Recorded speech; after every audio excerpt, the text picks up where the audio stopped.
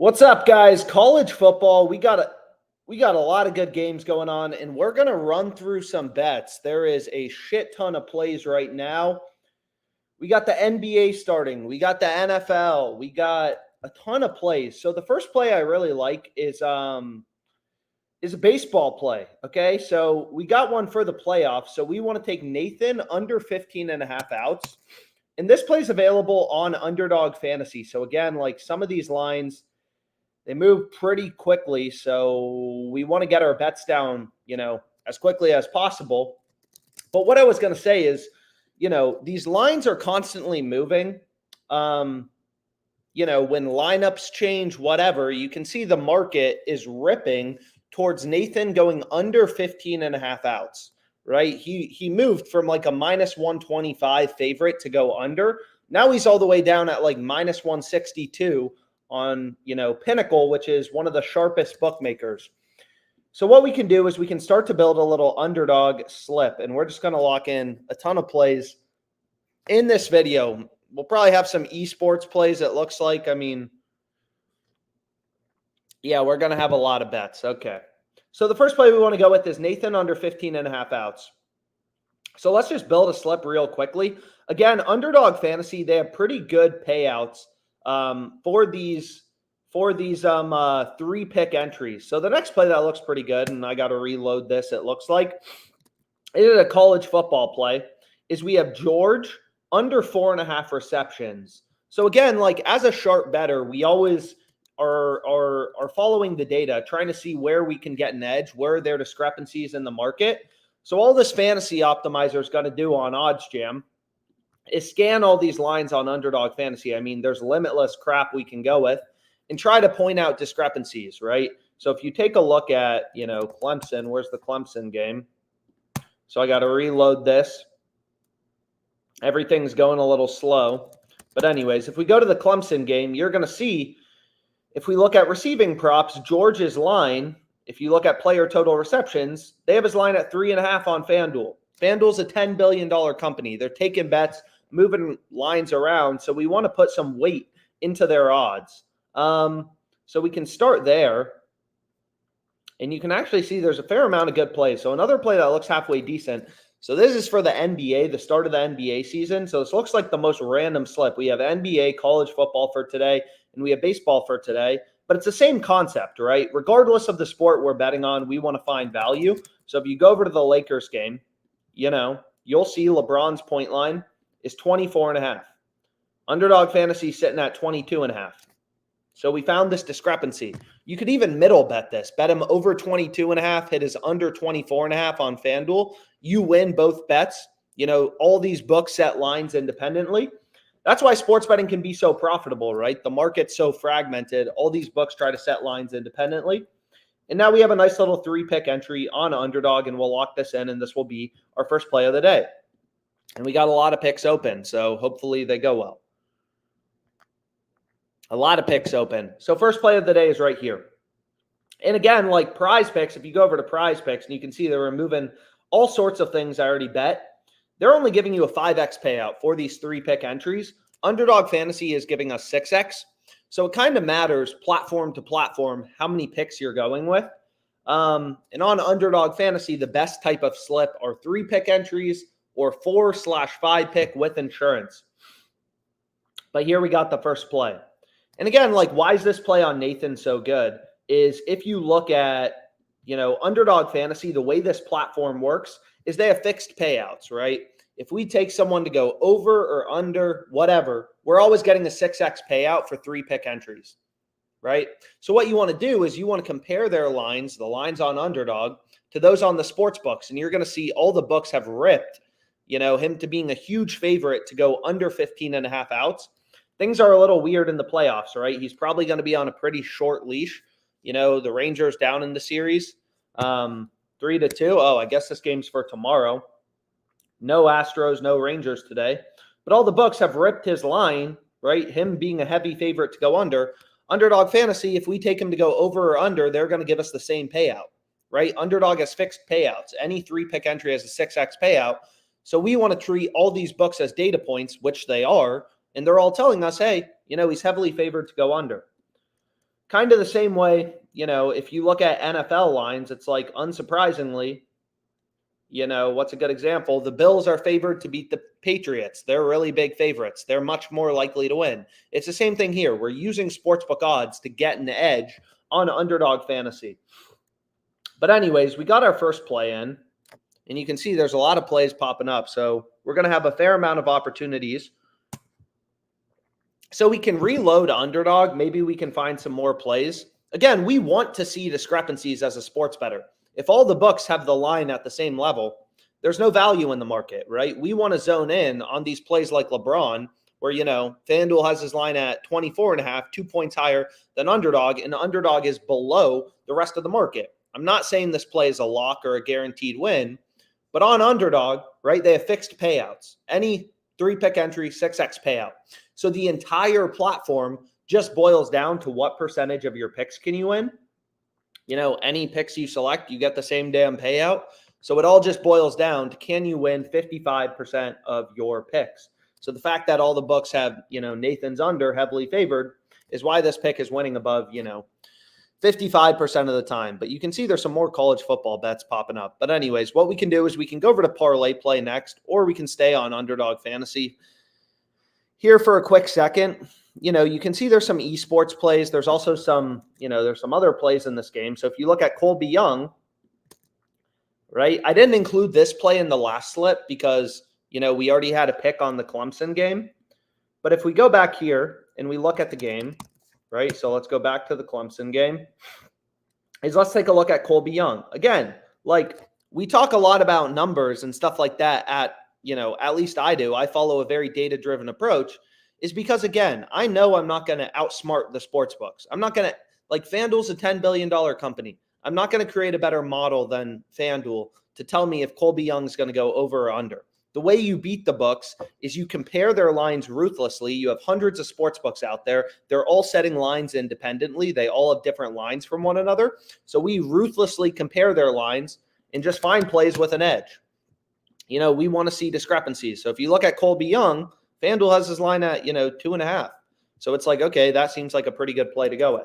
But what I do need to see is I already have this play, so I'm not going to be able to bet it again. The hard part about these platforms is Underdog Fantasy, they only have a max bet size of $100, at least for me. They've limited me pretty low. So the hard part is, really just getting down the action. So we'll go over to ParlayPlay next, then maybe PrizePicks. And you can see there's some other options, that we could possibly go with if we wanted to. And then this play on Colby Young. Some of these plays I've already locked in too, so I'm not going to be able to play them again. But again, the more books you have, obviously the better. All these books have different lines from one another, so you really never know, like, where's the value going to be on a given day. And you can see NBA lines are starting to drop on all these platforms. Oh, baby. Oh, man, we got a lot of plays on ParlayPlay. And I know it's not the most popular platform. It's not the sexiest platform. But this platform, they only have a max bet size of $60. I'm up 6.6K profit, $6,600 in profit, $60 max bet sizes on this platform. And I've only been using it for a few months. So again, like, Underdog Fantasy, we hit some good plays. There's different lines available on ParlayPlay. So we're starting to look at some NBA player props, which makes me happy. My favorite sport to bet on. Also, probably the most profitable sport. A lot of line movements. So if we go to points plus rebounds, what we want to do is we want to take a look at Porter, right? So if you look at MPJ, this plays clear as day, right? Fliff, Betway, DraftKings, all these books, sophisticated sports books, you want to put at least some weight into their lines, right? Like, finding value, I mean, even if you really like Michael Porter, you shouldn't be betting him over 20.5 when all the other books have his line at 19.5. You're getting ripped off, right? It's kind of like if you were a day trader and you had to pay 1.5 times more for every stock. It's going to be hard to make money day trading if you have to pay 1.5 times more for every stock. So anyways, Michael Porter Jr., all these other books have his line at 19.5, 1, 2, 3, 4, 5, 6, 7, right? You have all these data points. ParlayPlay setting at 20.5. Again, this is all possible because all these sports books They try to set lines independently. They try to set their own lines, and we catch them when they're sleeping. We catch them when they're screwing up. So what we can do is we can go here, and we got Michael Porter Jr. Under 20.5 points plus rebounds plus assists. Or, sorry, just points plus rebounds, right? All the other books have his line at 20.5. So this seems like a good play to go with. Next play we have is Stafford passing attempts, right? So am I already on this play? So again, the hard part with these platforms is ParlayPlay. They only have a max bet size of $60. So once you include a player, you can't include them again. Once you include a bet. So you can see Stafford, all the books have his line at 35.5. You know, ParlayPlay is just sitting at 34.5. So we found a play with an edge. Anyways, let's refresh this because I'm trying to remember what do I already have a bet on. So Jordan Love, under in passing attempts. All the books have his line at 31.5. Tua. Seems like there's a lot of bets. So do we have a play on Tua already? So we have Tua passing attempts already in a slip. So I'm not going to be able to play that. But what we want to take is Love in Stafford under in passing attempts. Literally just following the data. So we want to take Love and Stafford under in passing attempts. Whoops. So I want to take unders for both of these players. No, Stafford's an over. I apologize. So here we go. We got a nice little start. NBA, NFL. You can see there's also value on Porter points. You know, sometimes there's value for a player, and it's not surprising. A lot of times when a sports book is screwing up a player's line, you know, like you can see they have his line at 15. PrizePicks Underdog have his line at 14.5. That's what we want to see, right? We want to see discrepancies. We don't want to see plays like if we look up Jamal Murray, it's like, you know, there's not really any discrepancies. I mean, 21.5 versus 22.5, maybe a little bit, but not a ton. We want to find the biggest discrepancies. Tua over 22.5 passing completions. So this seems like a good play to go with. So we can go back here. And the only thing you want to be cognizant of, so again, the way that ParlayPlay works, it's very similar to Underdog, right? They have fixed in PrizePicks. They have fixed payouts, right? We take Tua's over or under. We're always going to be getting the same payout. Over, under, over, under. We're still getting a 10x payout. So we just want to see like, okay, what plays are most likely to win? If we find plays with the highest possible win rate, percentage chance to hit, obviously the plays with a higher percentage chance to hit, that's what you want to go with. And you can see on ParlayPlay, anything above 53.9% is profitable. It's good to go. So sometimes there's not a lot of value. You know, like if we check out Sleeper right now, some of these books have, you know, you never know. Like Sleeper, there's no plays, right? It's all red. There's no good plays. If we look at Boom Fantasy, there's one good play. Bo Nix to not have an interception, but there's not a ton of value. So we want to zone in on the books that have a ton of value, a ton of opportunity. Okay. So, and it's pretty simple. Like I just follow the data. Again, like, you know I'm never going to create a better model than FanDuel Sportsbook. These books are constantly moving around lines. They have better data feeds, better everything, right? I'm not just going to spin up a model that's better than FanDuel. The way to beat these books, and anyone who says they can, is full of crap, right? Like FanDuel has hundreds of data scientists. You want to use their lines, the odds they put out to your advantage, right? That's a source of information. And again, what's amazing about sports betting, if you're a data-oriented person, is there are hundreds of sports books. You can see right here, they all set lines independently. So they're all a data point telling you where the line should be set. Austin Eckler, his line's 38.5 here, 33.5 on FanDuel, 34.5 on JockMKT, 32.5 on Unibet. So seems pretty clear that the value's on the under. So really all I want to find, and it's receiving yards, all I want to find, and again, I never let my emotions or gut get in the way. I'm, not going to win every bet. So we already have a play on Porter under, so it doesn't really make sense to take Jokic under in the same slip, right?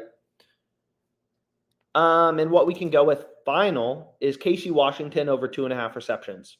So we want to go here, and then I want to take him over 2.5 receptions. So I'll lock this in quickly, and there's a lot of bets, so I'm trying to just fly through them. I mean, we have every sport starting. Books are dropping NBA lines. We got a shit ton of college football player props. We got NFL tomorrow. Saturday is not a good day to take off this time of year as a sports bettor, right? Lines are flying around, players are getting injured, lineups are changing, and that leads to opportunity. Again, like these lines aren't static. You know, you can see sportsbooks are ripping lines towards Kirk Cousins to go over in passing attempts. Who knows, right? Maybe Justin Jefferson. I don't think so. But like the market, like any new information, oh, you know, this receiver who was questionable is actually good to go. He's good to play. Maybe the passing attempts line for Kirk Cousins has to move higher because, you know, they're getting receivers back. So the line's always moving around, you know, long story short. So let's refresh this. And now what we can do is we already have a play on Porter, you know, under and points plus rebounds. ParlayPlay only has a max bet size of $60. 6 pick parlays. So what I'm going to do is I'm just going to go back here and I'm going to take his points line next. And what's nice about ParlayPlay is you can kind of like create your own little discount. Like if you check out PrizePicks, you know, the more books you have, the more profitable promos. They have Curry's line at, you know, discounted to 0.5 points on PrizePicks. Also, PrizePicks voided a bet I placed last night because it was too good. So if you take a look here, where is it? Very annoying.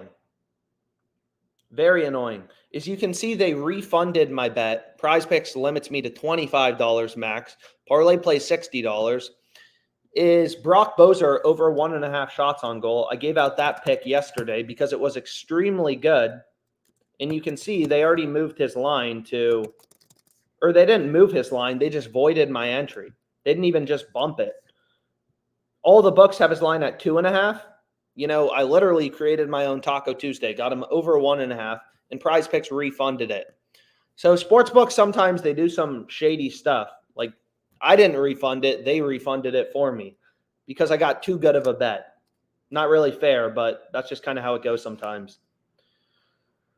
But anyways, the first play we can go with is Michael Porter Jr. under 15 points. So let's go back here, and we want to look at NBA player points, and then we can pull up Porter again. This play is clear as day, right? PrizePicks has the line at 14.5. All the sports books, 13.5, 14.5 with the under favored, right? All you got to do on these fixed payout platforms on ParlayPlay is win your picks above 54% of the time, and you'll be profitable. So whenever he's like, it's just simple, right? When they have a line 1.5, a point higher than the rest of the market, all the books have the line at 13.5. Fantasy sites 14.5, 14. You know, it's clear that there's value on the under on ParlayPlay. This is a pick, you know, winning above 54% of the time on ParlayPlay. That's good to go. So what we want to do now, man, there are a lot of bets. So we'll go through this, and then maybe we can find some bets on Flip as well. A lot of plays available right now. Damn, we got lines showing up in Tennessee, Alabama. We got all sorts of stuff going on. So if we go back here, and then we can take a look at PrizePicks, is we have Jalen Hurts under 1.5 passing touchdowns. All the books have his under heavily favored, right? So again, all these books are data points. Pinnacle, sharpest bookmaker out there. You know, we're using all these books as a source of information. So we want to take Hurts under 1.5 passing TDs. So Pinnacle is known to be the sharpest bookmaker. They've been around forever. You know, a lot of sharp customers play on them because they allow pretty high betting limits. It's not even legal in the US, but it's still a source of information. So you're going to see they have Hurts, where's passing touchdowns. TD passes, he's a huge favorite to go under, -159 favorite. So the under is a lot more likely. That's why this is a good pick on ParlayPlay. Damn, there are just a ton of bets right now. So let's refresh this quickly. We got some big games tomorrow. Eagles, Dolphins. But anyways, so we already have Casey Washington. I already have a play on Tua. So we have Ingram under 11.5 rushing yards. So again, like it's simple on this platform. You find a bunch of picks with an edge, all winning above 54% of the time, you're going to be profitable. You know, it doesn't matter. Klay Thompson over 23.5 points plus rebounds. All the books have his line at 24.5. Thank you. So we can go here and we can take Klay's over. 23.5 points plus rebounds. Thank you. Michael Porter, you can see there's also value in his points plus assist line. We have Kyle Hamilton over 3.5 tackles plus assists. So it doesn't matter, right? Like if we're betting on the NBA, NHL, whatever, this platform, it just boils down to winning above 54% of your picks. If you can win these over-unders 56% of the time, I'm not saying that's easy. You got to win 56% of your picks means you're only losing 44% of your picks. So you need a real edge to make money on these platforms. Winning 55% of your picks, it seems easy, but that means you win 55%, only lose 45%. And that's how you make money, long-term on these platforms. Anyways, Connor McDavid to not score a goal. So this play I have on PrizePicks as well. He's heavily favored to not score a goal. Nope. So we wanted to take Hamilton's over. And you can see there's just a ton of bets right now. So we have Hamilton over in tackles plus assists. So it's like, damn, we're going to throw out a lot of darts. And again, this is a 40x payout, betting 60 to win 2,400. So here's the next play I went with if you want to take a screenshot. And again, like it's not the most popular platform. Definitely not. But so there was a play on Jokic under 22.5 points plus rebounds. The books have his line at 21.5. So what we can do is we can go back here and we can just what is this? Rebounds plus assists. Sorry, rebounds plus assists. They have his line at 22.5. Bro didn't train in the offseason. But anyways, what we can do is we can kind of take a look, see if there's any other final plays we want to go with. Tracy Walker over 5.5, right? Why do we like this play? Well, it's winning above 54% of the time. Why is it winning above, why is this play profitable? It's winning above 54% of the time. That's literally all you got to do to make money on this platform is you got to win your picks above 54% of the time, right? Literally all I've done in every live stream, every parlay play bet I've ever placed, I've given out on Twitter or on a live stream, and I'm up $7,000 in profit on a $60 bet size. It's not even the book I use the most. Crooms and Knox, right? $6,600 of profit on $60 bet sizes. Simply following the data, never letting, whatever, my gut get in the way. So then we have Crooms over 2.5 receptions, right? We got Trey Knox under 4.5 receptions, clearing out the board. So are these plays in the same game? No, they're not. You just want to make sure the only thing you want to be aware of. So Nebraska running back, all the books have his line around 69.5 rushing yards. You can see right here. And again, this fantasy optimizer, it's mainly useful for PrizePicks, Underdog Fantasy, ParlayPlay because they have fixed payouts. It doesn't really work. It doesn't work for FanDuel, stuff like that. And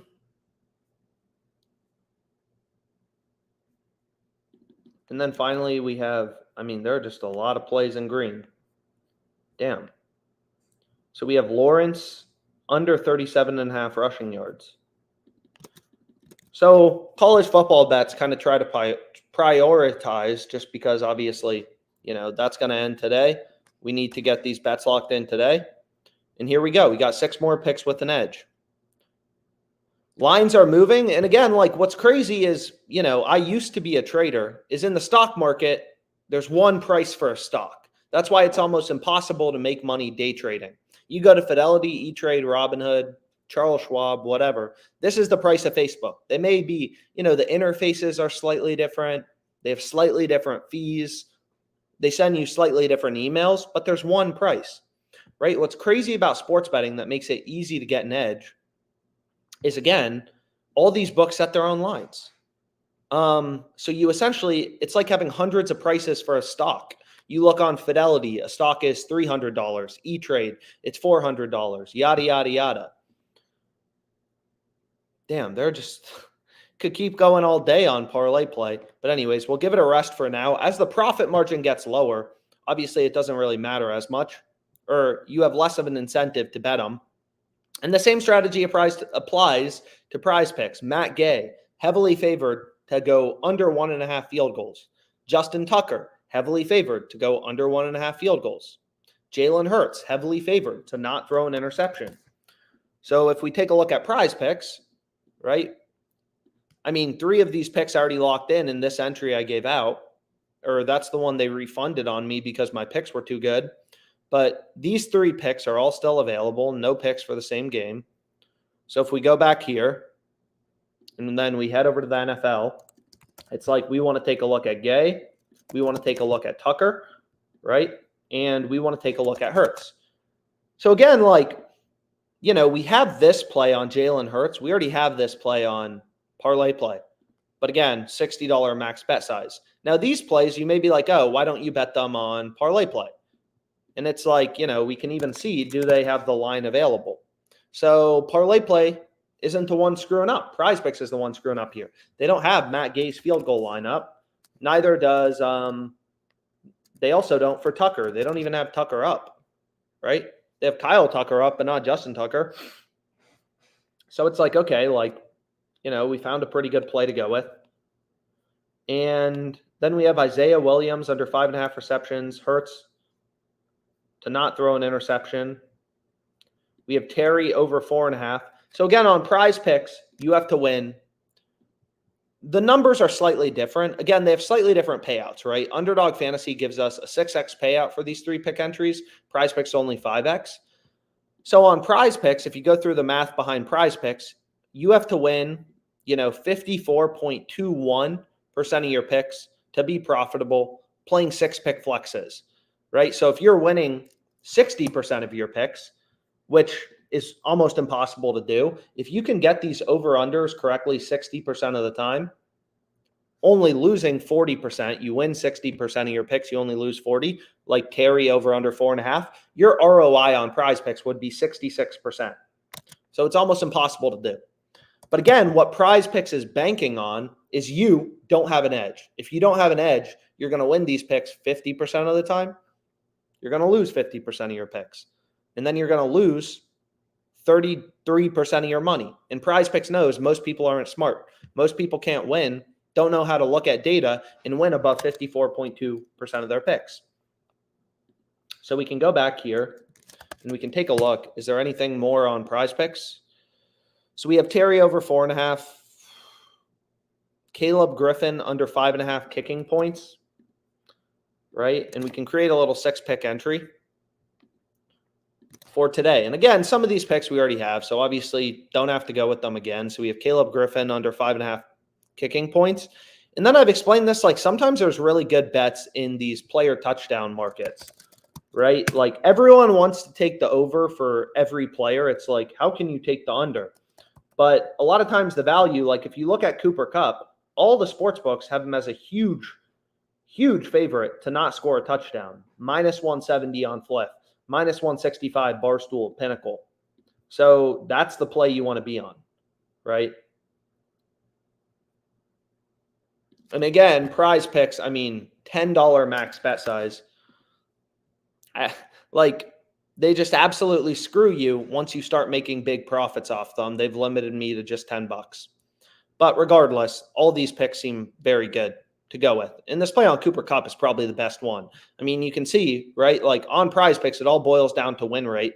If we take Kupp's over or under to score or to not score, we're going to get the same payout. And all the books have his under super heavily favored. So it's like, yeah, I mean, that's a great play to go with. So anyways, we can go back here also to the positive EV tool. Maybe there's some plays on Fliff, something like that. Connor McDavid over 3.5 shots on goal. Jason Robertson over 2.5. So you can see this play looks pretty good. Again, lineups changing, all these reasons. The market's constantly moving, just like the price of a stock. Hey, the economy's doing well. The stocks go up, right? The market is always adjusting to new information. Hey, whatever, there's this new regulation that makes it harder to make money as a healthcare company. Healthcare stocks go down. The market's always reacting to new information.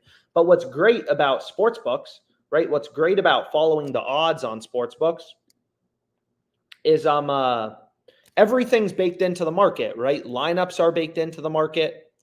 Everyone likes to talk about, how did Connor McDavid do in his last, 2 games? And you got to remember, like, it doesn't matter, right? Like, all this stuff, like you can see here.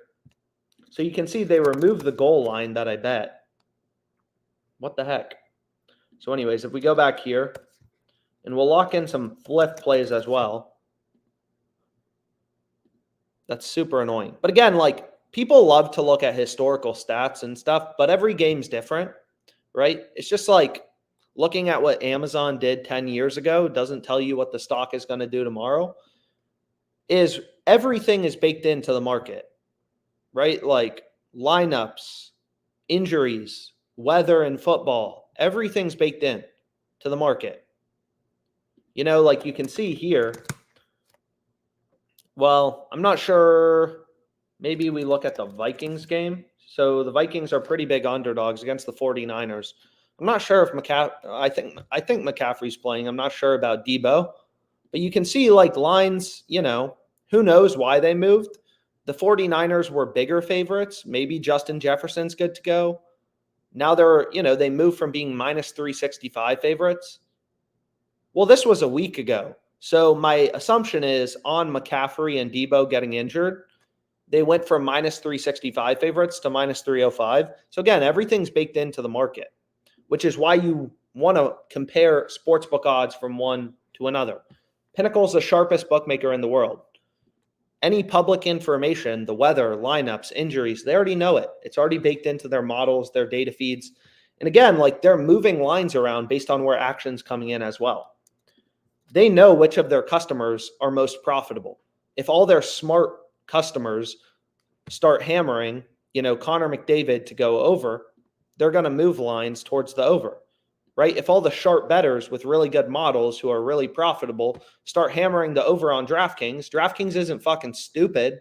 They're going to move lines towards the over from minus 125 to minus 145.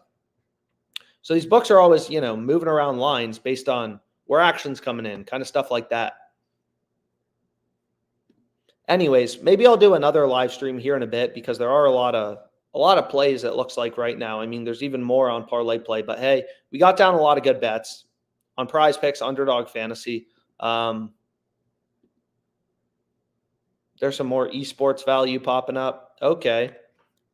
So maybe we do have one more play in us on Underdog Fantasy. So do I already have a play on Josh Allen? That's the thing about Underdog is you can only bet 100. They only let me bet $100 per player, which is annoying. But what we can do is we can take a look at Josh Allen, right? All the books have him heavily favored to throw an interception. So it's like, okay, that seems pretty good. Then we have Cater under 4.5. So it's like, it's the same strategy. You just don't know which book is going to be screwing up lines on a given day. So then we can go to Cater under 4.5. Colby Young, we already have. And the benefit of having multiple books is, right, this play on Cooper Kupp, it's not available on Underdog. Like, it's a great play on PrizePicks. It's a really profitable bet. So, you know, we got Cooper Kupp to not score a touchdown. Underdog's too smart, right? They're not leaving that lineup. It's PrizePicks where there's the opportunity. And again, like, it may not seem like a big deal, but on all these platforms, Underdog, I have higher betting limits than PrizePicks and ParlayPlay. So on ParlayPlay, only $60 max bet sizes, only been using it 4 months. I'm up $7K profit, just following the data, taking advantage of profitable bets when they're available on ParlayPlay. On Underdog, it's like 40 grand, taking advantage of profitable plays when they're available. So having more books means more opportunity. And again, like sometimes too, these books give you, you know, easy money promos, kind of like this Curry play. But anyways, we have 2 picks on Underdog. Is there anything else, you know, that we're in love with? Nah, there's nothing like crazy good right now. So we can go back to PrizePicks. Take a look here. But what was I going to do? I wanted to play some bets. So if we go back here to Fliff. So this line seems pretty good, right? We're getting Ingram's under at plus 100. So if you think about it, what is plus 100 odds? You know, it's like flipping a coin with a friend for $100. Head shows up, you get $100. Tail shows up, your friend gets $100. That's plus 100 odds. Flipping a coin for $100. But the coin is weighted in our favor. Heads is more likely. Like every sports book has Ingram favored to go under. Bet online, boom, minus 130 favorite to go under. So all of these books are data points, right? Pinnacle, sharpest bookmaker out there. Bet online, another sharp sports book. DraftKings, Caesars, $10 billion companies. They're all telling you through their odds that, hey, Ingram is more likely to go under as opposed to over. And we're getting plus 100 underdog odds. So it's like flipping a coin that's weighted in your favor, right? If heads is the more likely outcome, you flip a coin with a friend for $100. That's essentially what this bet is. And you can see some of these lines move quickly. They just moved this from minus 120 to minus 125. The bet's still good, but some of the value goes away. And you can kind of track the line movements, stuff, crap like that. McDavid over 3.5 shots on goal. So if we go back here, right? Like, when you're betting on traditional sports books like Fliff, it's easier. You just find value in the market. Right? Like, it's very simple. So we just go here, Connor McDavid over 3.5 shots on goal. I hit this for the max, right? These coins are fake money. They don't really do anything except get you experience points, which you can convert into cash. So they're not completely useless. But you can see all the other books have them as a much bigger favorite. So betting on sports books like FanDuel is easier than betting on, platforms like Underdog and stuff. But you can see here, like, one of my favorite strategies is arbitrage betting. So arbitrage betting is, again, all these books set their own odds. So sometimes when these sports books get so out of sync with one another, like you can see here, DraftKings has double the odds on Evans' touchdown in the Raiders game. They're doubling Fliff's odds. Plus 255, plus 500. Huge discrepancy. So sometimes when these books get so out of sync, you can bet the over on one book, the under on another book. So in this case, bet the over on DraftKings, him to score, the under on Fliff, and make a risk-free profit. So this is actually how I started sports betting, arbitrage betting. It's risk-free money if you know how to do it, right?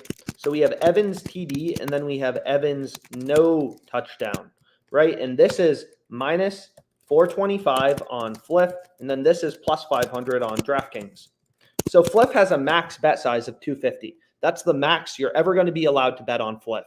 Again, sports betting is profitable, but the reason it's hard is these max betting limits. A lot of people are like, oh, can I just bet $1 million, on this arbitrage bet and make a risk-free,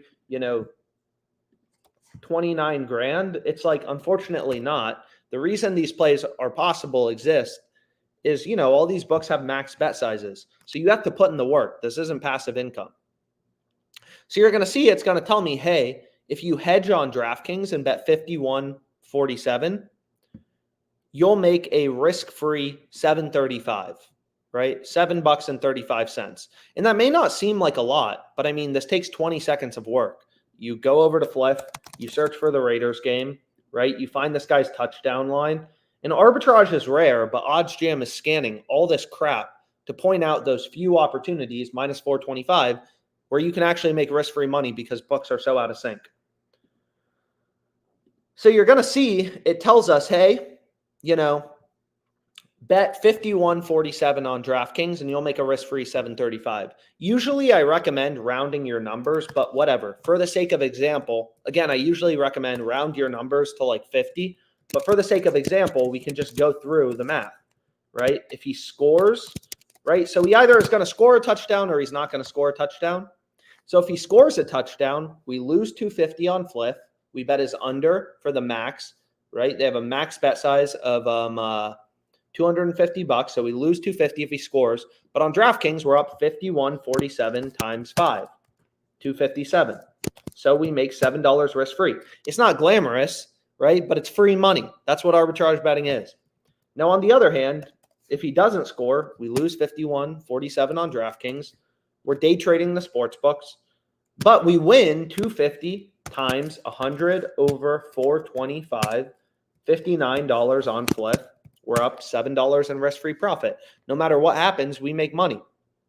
So again, this strategy of arbitrage, you can't do it on Underdog Fantasy, right? Underdog Fantasy, you need at least 2 picks. It says make 2+ picks, right? You can't play straights. You can't just play 1 pick.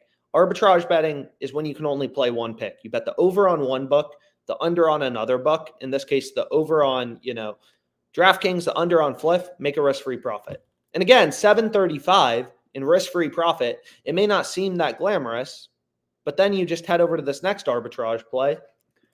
There's another play, literally just bounce down to Foreman right here, -175, make a risk-free $5. Now you're at $12.